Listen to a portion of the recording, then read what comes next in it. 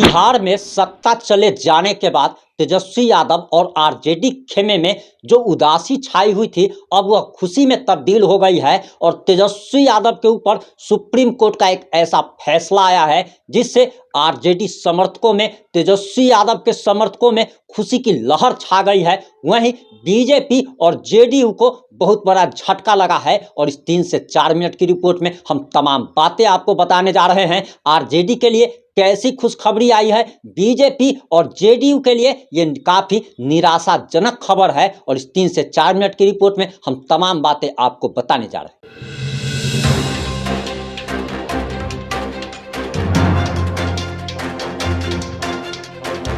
नमस्कार, मैं प्रिंस कुमार सिंह और आप देख रहे हैं पॉजिटिव इंडिया। अगर अभी तक आपने चैनल को सब्सक्राइब नहीं किया और हमारे फेसबुक पेज को फॉलो नहीं किया है तो अभी कर लीजिए। और जो लोग ऑलरेडी कर चुके हैं उन तमाम लोग को सही हृदय धन्यवाद। अब वापस आते हैं अपनी खबर पर। दरअसल आपको बताते चले कि बिहार में आरजेडी के हाथ से सत्ता चली गई है, सत्ता फिसल गई है। और नीतीश कुमार एक बार पलटकर जहां फिर से एनडीए में शामिल हो चुके हैं, इसके बाद आरजेडी खेमे में लगातार उदासी का माहौल बनाया जा रहा था। उदासी का माहौल था, मातम का माहौल उस दिन से बन गया जब से तेजस्वी यादव ने कहा था कि खेला होगा। और भरे विधानसभा में जब तेजस्वी यादव के साथ ही खेला हो जाता है, इसके बाद आरजेडी खेमे में मातम पसर जाता है। लेकिन सुप्रीम कोर्ट से एक ऐसी खबर आई है जिससे तेजस्वी यादव और आरजेडी समर्थकों के बीच में खुशी की लहर छा गई है। आपको बताते चले कि सुप्रीम कोर्ट ने तेजस्वी यादव के ऊपर चल रहे एक केस को रद्द कर दिया है।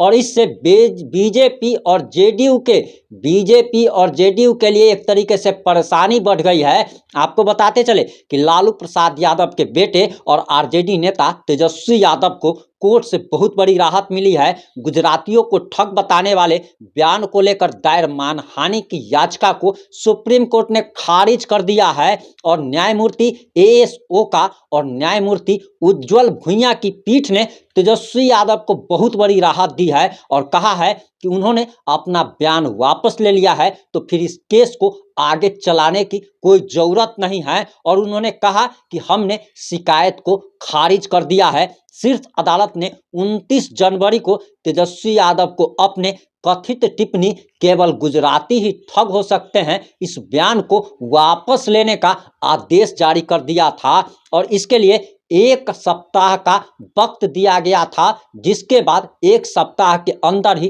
तेजस्वी यादव ने हलफनामा दायर कर अपने बयान को वापस ले लिया। उन्होंने सुप्रीम कोर्ट में हाथ जोड़कर इस बयान के लिए माफी भी मांग ली थी और उसके बाद इस बयान को वापस ले लिया। जिसके बाद बताया जा रहा कि शीर्ष अदालत ने आरजेडी नेता की याचिका पर सुनवाई करते हुए पहले आपराधिक मानहानि की शिकायत की कार्रवाई पर रोक लगा दी थी और गुजरात निवासी हरेश मेहता को नोटिस जारी किया था। यानी कि इस मामले में कुछ ऐसा हुआ है कि जिसने शिकायत दर्ज कराई थी, जिसने केस किया था, उसी को सुप्रीम कोर्ट ने नोटिस जारी कर दिया और जिसके खिलाफ शिकायत दर्ज कराई गई थी उसको बहुत बड़ी राहत दे दी है।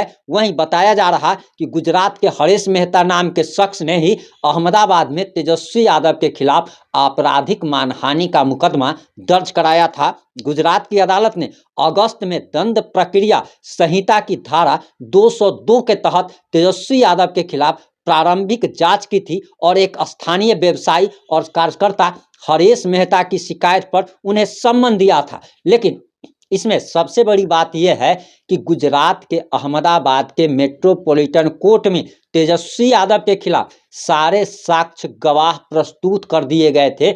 यहाँ तक कि आज तक की वरिष्ठ पत्रकार गोपी घांघर ने भी अदालत में खड़े होकर गवाही दे दी थी। यानी कि तेजस्वी यादव को सजा होने का डर था, लेकिन तेजस्वी यादव सुप्रीम कोर्ट पहुंचते हैं और सुप्रीम कोर्ट उनके केस की सुनवाई करने के लिए तैयार हो जाती है और उल्टे शिकायतकर्ता को नोटिस भेज दिया जाता है। तेजस्वी यादव को बहुत बड़ी राहत मिल गई है। वहीं ये बीजेपी और जेडीयू के लिए बहुत बड़ा झटका है, क्योंकि अंदेशा जताया जा रहा था कि इस मामले में तेजस्वी यादव को सजा हो सकती है, उनके चुनाव लड़ने पर प्रतिबंध लग सकता है। इसके बाद पूरा मैदान खाली हो जाना था। आपको बताते चले कि लालू प्रसाद यादव अब चुनाव नहीं लड़ सकते हैं, जिसकी खुशी तो सारी पार्टियां मनाती है कि लालू प्रसाद यादव अब मैदान में नहीं कूद सकते हैं। वहीं बीजेपी और जेडीयू को लग रहा था कि अगर तेजस्वी यादव को अगर सजा हो जाती है, चुनाव लड़ने पर अगर प्रतिबंध लग जाता है, तो आरजेडी खेमा बिखर जाएगा, बर्बाद हो जाएगा। तेजस्वी यादव के नेतृत्व के बिना आरजेडी को बर्बादी की कगार पर ले जाने की जो मतलब आप कह सकते हैं कि जो सोच थी, उस सोच को ब्रेक लग गया है और ये बीजेपी और जेडीयू के लिए बहुत बड़ा झटका माना जा रहा है। इस मुद्दे पर आपकी क्या राय है, आपकी क्या प्रतिक्रिया है? अपनी प्रतिक्रिया जरूर दीजिएगा। क्या आप सुप्रीम कोर्ट के इस निर्णय से सहमत हैं या फिर असहमत हैं, या क्या सोचते हैं? अपनी प्रतिक्रिया देना ना भूलें। जुड़े रहे हमारे साथ। जय हिंद, जय भारत।